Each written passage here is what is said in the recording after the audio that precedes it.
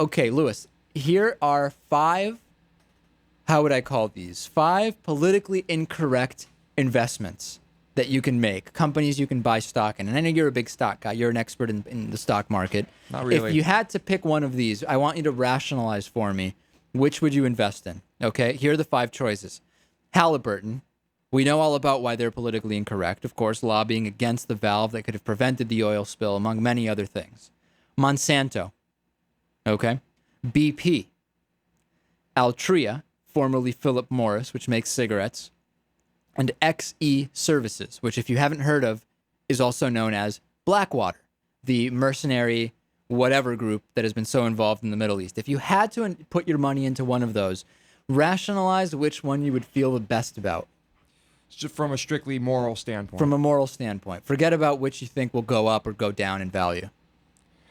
Okay, well, I'll give them to you again. Halliburton, Monsanto, BP, Altria, Blackwater, which is XE Services. I'm leaning towards Blackwater or Really? the cigarette company. Why Blackwater? I mean, it's just a mercenary service. You know, it's not like it's just a company that goes out and kills people. But in terms of it seems like it kind of is. In terms of the number Whatever their employers want them to do, they do. But this is like the Nuremberg trials, I was just following orders type of thing. If we look at which one is responsible for the most deaths, it would probably be Altria, right, cigarettes. Some may argue Monsanto.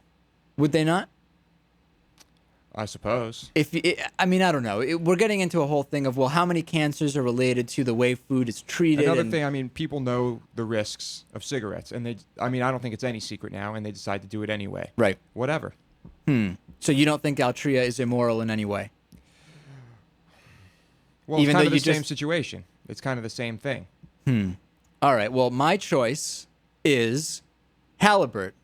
Anything that Dick Cheney stands to profit from has to be immoral, does it not? I mean, that's really my feeling on it. You don't agree?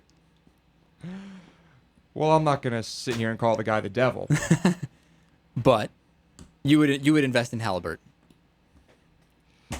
I don't know.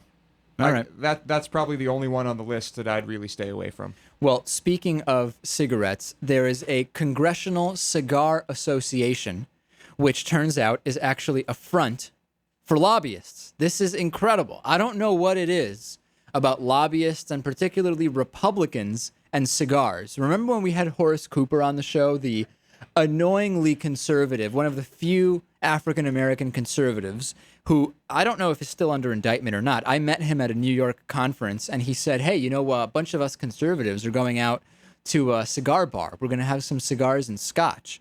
Obviously, I didn't go because I'm not 50 years old, but what is it about cigars and Republicans that seems to tie them together? I don't know what it is. It must be something about blowing smoke. I don't know. Right? I mean, what other explanation could there be? Maybe. Well, we talked about, I don't know. It's this kind of classy, antiquated notion of aristocracy, perhaps. So it's an outdated practice, and much the same as many other conservative policies.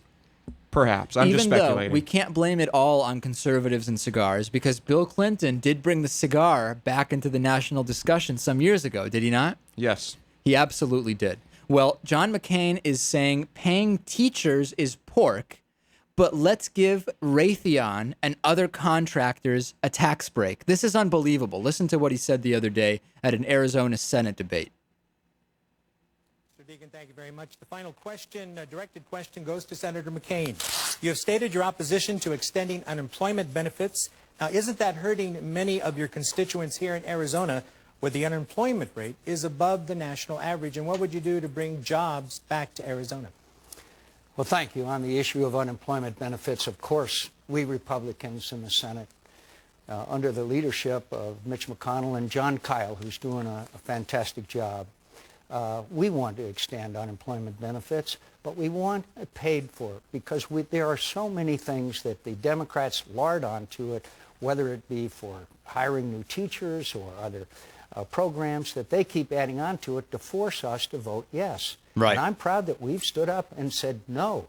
You give us a straight bill, we'll vote for it. But adding on all that pork and earmark stuff that caused us to lose before, we're not doing that anymore. What I would do is to give our small businesses a tax break. I would tell the corporations, which are very important, like Intel and Raytheon and others in our state, we'll cut the corporate tax rate so that you won't have to send jobs overseas. There you go. So let's not, it's pork. It is pork to pay teachers.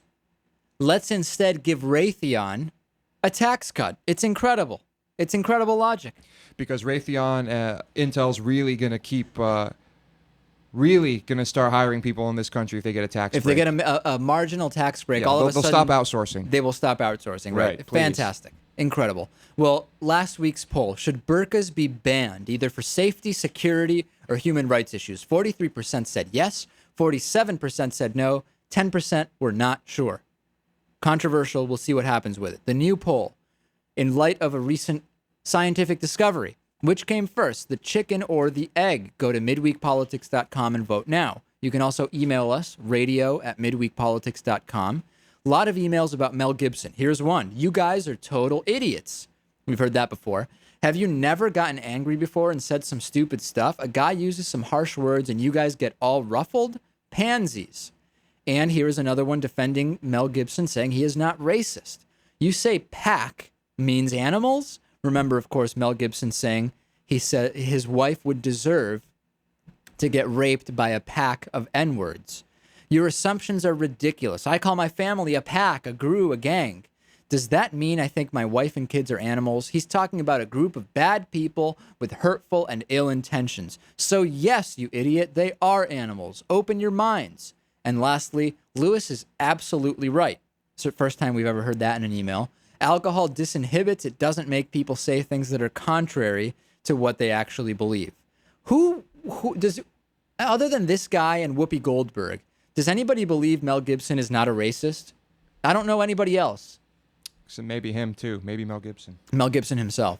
Well, on the burqa ban, it should not be banned in public, but it should be banned in security areas and on private property like shops and malls.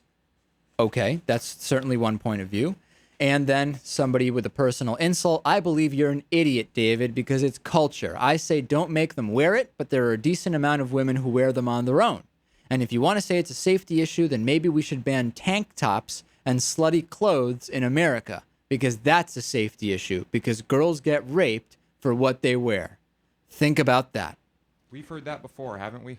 I think we have heard that before from an individual named Ray Comfort. I can't think of anything else to respond to that. Send us your emails, radio@midweekpolitics.com, and check us out on the web, midweekpolitics.com. We'll be back with more next week.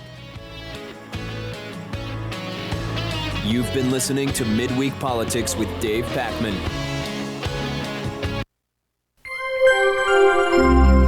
Midweek Politics is made possible in part by CSR Wire, the corporate social responsibility newswire at csrwire.com, by DIF Design, specializing in custom business websites at difdesign.com.